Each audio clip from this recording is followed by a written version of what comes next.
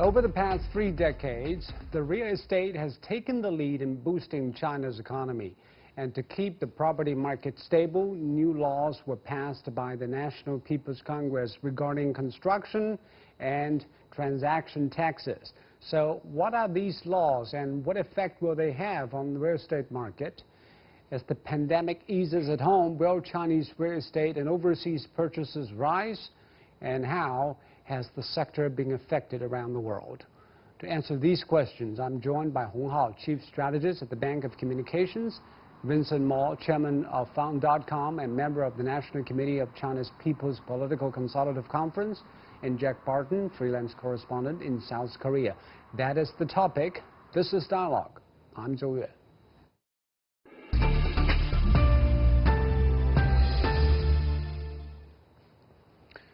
Let me start with you, Vincent. The China's top legislative body just passed a new law on construction and transaction taxes on real estate. What do the new laws cover, and why have they been passed now? Yeah, the new law has just passed on the August 11th, and it covers several aspects. And number one, it covers what kind of transactions will be taxed according to the new law, and who are going to be taxed according to the new law. So that's one. Number two, it covers the deed tax rate, which is 3% to 5%. But that said, and as the law said, local authorities, local governments, they have the right to make some adjustment to the tax rate, the final tax rate, as it did in the past. Number three, it covers the exemptions, what can be exempt from the new law, like husband and wife and family inherited properties. Those are exemptable. Some non-profit government assets or properties, they are also included in the exempted transaction properties. Number four, it also covers the procedures, how to do it. Are you going to have a receipt from the government, or how much time is it going to take to finish the tax payment? So those are the main areas the law covered. Can you tell us what is the intent of the legislation, and does it mean that real estate transactions will be easier and cheaper? Well, the intent is really try to make the tax procedure by a law. Formerly, the temporary regulation was implemented since 1997, which is 20 years ago. It has been there, and it is still there, start from September the 1st. So the intent is really to make it not a regulation but a formalized law. So that's number one. And number two is really try to make sure all unclear part of the former regulations is clearly defined in the new law. So in the execution of the taxes, it will be much easier in local governments. I think the law should be there times ago, and now it's there already. So that's a good thing. That said, the law, it will have some impact to the property market. People are talking about it. It's becoming a hot topic in the past 1 week. But as I said, this new law, the content is really not that new. It has been there for more than 20 years, and most of the key items still remain the same as they have been there. So there are just it's more clear for both sides, for the tax collector, the government, and it's also much more clear for both sides of the property seller, buyer, or the transaction sides. And Hong Hao, obviously COVID-19 has a huge impact on almost every aspect of the economy. I think a housing market is also included, but what exactly has the pandemic affected real estate in Asia? Well, I think it really decreased the rental needs, and also because there are some unemployment situation going on, probably everywhere in the globe. So some people may find it hard to pay the rent for the housing owners, and therefore housing owner could in turn default on a mortgage. So it's a very complex situation. I think in the U.S. government actually rolled out a sort of a renter protection, so they are relaxing the rental rules to forbid the housing owners to evict the renters just because they are late for rent. I think China there are some issues, but I think overall as we go into July, if you look at the national transaction volume on property sales, it's actually up year on year. For the month of July. I think for year to date we're still down, but I think overall, month of July is indeed an inflection point for China's housing market. Jack, what about South Korea? I know that South Korea probably has done an exemplary job in containing COVID, but what about its impact on the real estate market? I know the market has been booming over the past couple of years. It sure has. Since President Moon Jae-in came to office about 3 years ago, pledging to bring down prices, they've actually gone up about 50% in Seoul. And when we talk about South Korean house prices, we're really talking about Seoul, where half the population lives. There has been some movement in other places like Busan, but it's really the capital where we keep seeing these prices going up. Now, one is a shortage, because again, this used to be an agricultural country. It's now very much an urbanized country, and people flock to Seoul, where again half the population is. There are green belts around it. The government has ruled out for now eroding into those green belts to build new development projects. So you've just got people needing more accommodation. On top of that, you have the low interest rates at the moment and all the stimulus. You could say that's the COVID effect. The government trying to keep the economy stimulated, and so at the very same time that they're trying to stop people from purchasing real estate, of course the interest rates and the stimulus at the moment gives people every reason to go ahead. But there's another sort of peculiarity here as well. Even before the '97 crash, people trusted real estate more than the stock market here. So that's where people put their money. And after the '97 crash, you could say that trust in the stock market's never really arrived. So real estate still served that function in Korea. And in these uncertain times, when you want to park your money somewhere safe, the perception is, true or false, that real estate is it. Does that mean that most of the South Koreans buy their property rather than rent houses? There's a combination, but most people try to buy their house. And in terms of renting, there's a strange system here called chonsei. Well, not strange for South Koreans, but different for the rest of the world, where you don't pay a monthly rent. You pay a lump sum, usually a big lump sum, to the landlord. The landlord invests the money and then is expected to hand it back. So you might end up turning over the equivalent of $200,000 or $400,000. What we're seeing at the moment is, because the price of real estate's going up and people are struggling, mortgages are tightening, they're raising that chonsei. So renters, we'll still call them renters, are struggling to come up with the huge sums of money. So, people are looking for accommodation at the moment, but this is the other problem Seoul's having.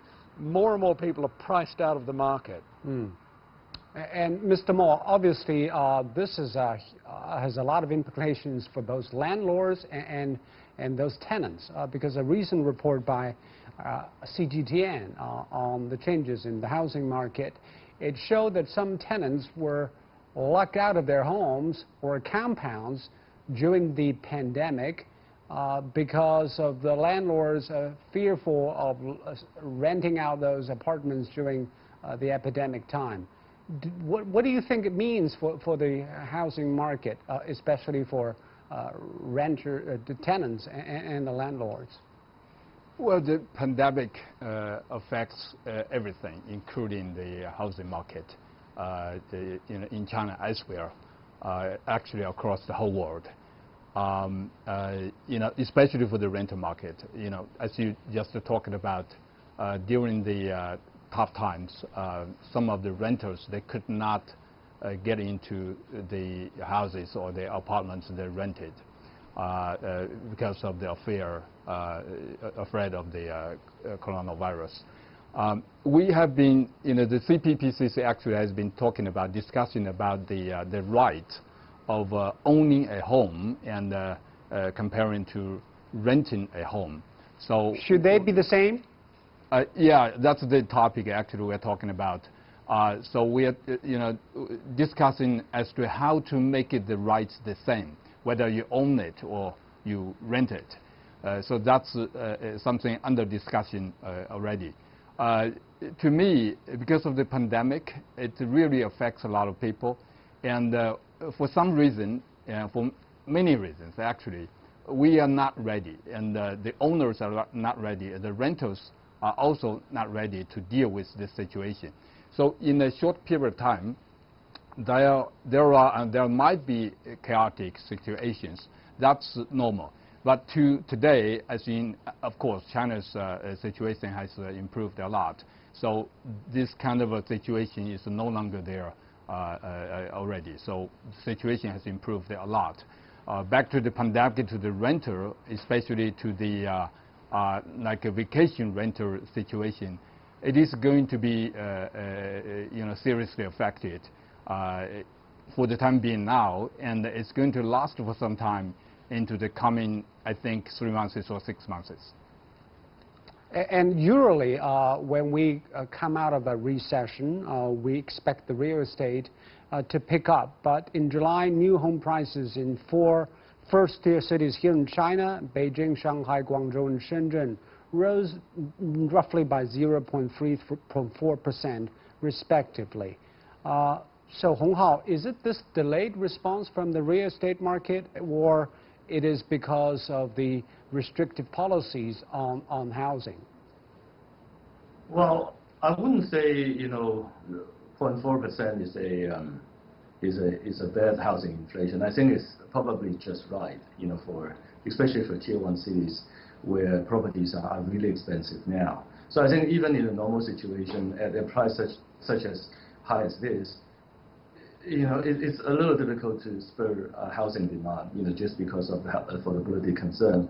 But having said all that, just now, the guest in South Korea was mentioning that people trust property more than they trust stock. I would say that globally it's more or less the same. I would say that in China, for example, in Shenzhen and Hangzhou and many tier 1 and 2 cities, once again you're seeing people lining up to get the lottery to buy houses, and sometimes you have more than 10,000 people going for a few hundred lotteries to buy houses.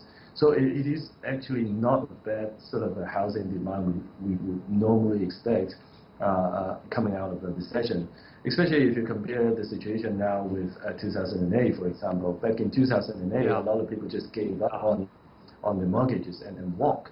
Right, so now people is actually buying, and just now I mentioned that in July, the housing transaction is above last year's level.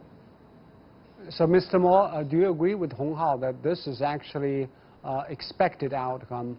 And many people say that real estate used to be the driver of China's economy, but no longer so. Do you think the pandemic will change this? Well, I still believe, the real estate industry is going to play a key role in China's economy. It has been doing that in the past, and I think it's going to continue to do that. Although, the government and the top government is very keen to make sure the market is stable. It's not going to be fluctuate a lot, now and into the future.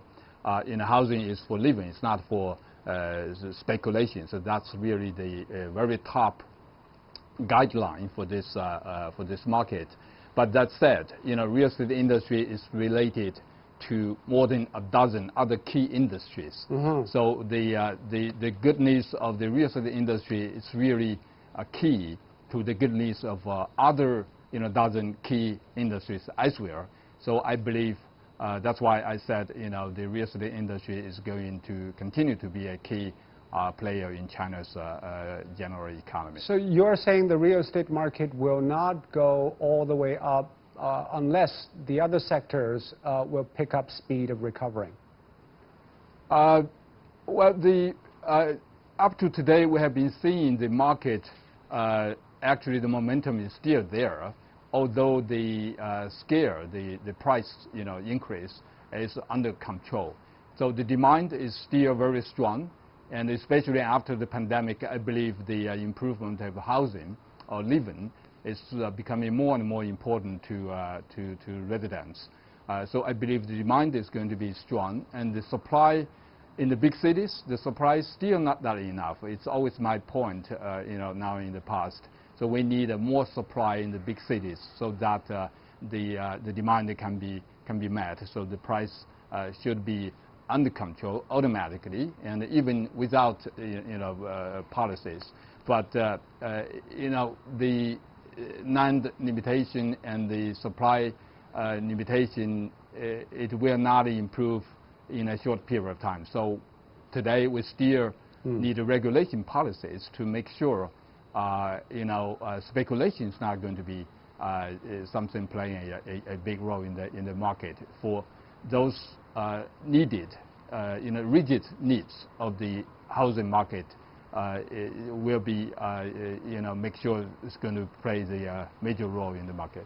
Jack, what about the supply and demand picture in South Korea? We know that property transaction actually falling across Asia before COVID-19 because of the unrest in Hong Kong. But South Korean market remained very strong. According to American Commercial Real Estate Services, JLL, investment rose by 34% in the first quarter of last year. What is driving the huge demand? Speculation, unfortunately, as we've just been hearing, there is a lot of people, because the prices have been rising so much in Seoul, people are trying to pile into the market at the moment with the expectation they can make a good profit, even with the measures that the government is bringing in. And so they've brought in different tax levels for the amount of properties you have. And what we're hearing is it's sort of around up to a maximum of 6%. But when I speak to real estate friends, they tell me in reality, when you get through all the paperwork, for a second property it's around 6%, for a third around 8%, and for a fourth property around 12%. For a commercial property, it's every second property is 12%. But because the profits seem to be so big over the space of a few years at the moment, people are just going into the market. Having said that, household debt here is really high. Sovereign debt, state debt, reasonably low, but for a developed industrialized country, they have one of the highest levels of household debt here. And at the moment, even though the economy has managed to stay open, there wasn't really the big lockdowns here, nonetheless there's a lot of government support, at least 70,000 businesses in the tourism sector being supported until September, and in September, as it stands, that money runs out. So, mixed in with all of this, there is concern. There will be rising unemployment, high unemployment, and that, of course, means mortgage defaults, and that could play in. So we don't really know where the market's going next year. Is it still going up? Will it stabilize, or could there be a crash? And you mentioned speculation. Has the Moon government considered maybe the problem is on the supply side? For example, giving more land supply to the people living surrounding Seoul, or giving them a different interest rate thinking? Yeah, they've talked about opening up the green belt around Seoul. A lot of the area around Seoul is for parks, for agriculture, and just to stop urban sprawl. So a few weeks ago, they talked about setting up an independent panel that would look into building in those areas. But due to the public outcry, they scrapped that. Now, some of the other things, though, is some of the policies that they've put forward to try and bring prices down, according to critics, are going to hurt the supply. For instance, putting a cap on the price of new apartments that are put up for sale. Now, what the critics say is this is a disincentive for developers to build new apartments. And again, talking to people in the industry, they're saying it is, there's kind of people are sitting back and seeing what's happening. So there isn't a lot of new development. And you know, whether it's right or wrong, as they say, some of these policies that the Moon government have come up with are actually curbing supply, and so a year or two down the track, you know, could even make demand higher. And Mr. Mo, it seems that the Chinese and South Koreans share some of the similar concerns.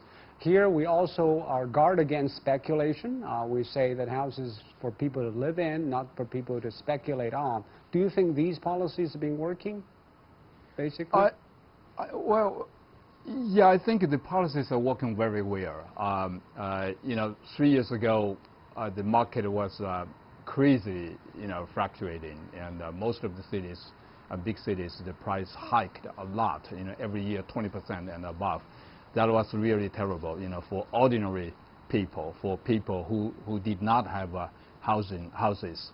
And now in the past 2 years, we have seen China's property market has been come down, and the price, well, the new prices and including resale, you know, market prices keeps on going up, but it's mostly it's under 5%. I believe, you know, annual increase under 5% is it's something, you know, we can accept. So the market is not jumping up that much in the past. And recently in Shenzhen and some single-digit cities, the market, you know, jumps again, and the policies were quickly in place to make sure the prices is stable. It's not going to be hike a lot. So I believe, and also it's the fact, both the central government and the local governments, they have different policies, financial policies, and the direct, you know, direct price control policies, and including land supply policies. All these policies together, it's, you know, have been playing a important and effective role in coming down the property market. But Hong Hao, the question is, do the central government's impulses align with the local governments? According to Xinhua, the real estate financing in China warmed up in June, with financing by property developers surging by 60% month on month. And analysts are warning pressure in the second half of 2020. Do you think we are expecting to see a surge? Well, because the speed, you know, people, property developers acquiring land banks is actually increasing. Year on year, the amount of people, property developers spend on land bank is actually higher year on year, and I think the speed is actually accelerating. I don't think, you know, you can blame people. I think, you know, people probably just because price is rising too fast, you know, people will say that, oh, it's speculation. But the point is that now that interest rate is still very low, and also the inflation expectation now is on the rise. And I think, you know, with the speed that the global central bank is printing money, it's very difficult to avoid inflation down the track. And then I think that is the reason why gold and silver prices rising as well. You know, people are using real assets to hedge against future inflation. And I think, you know, for the past 20 years, one of the few things that has been going up and refused to come down is the Chinese housing market price.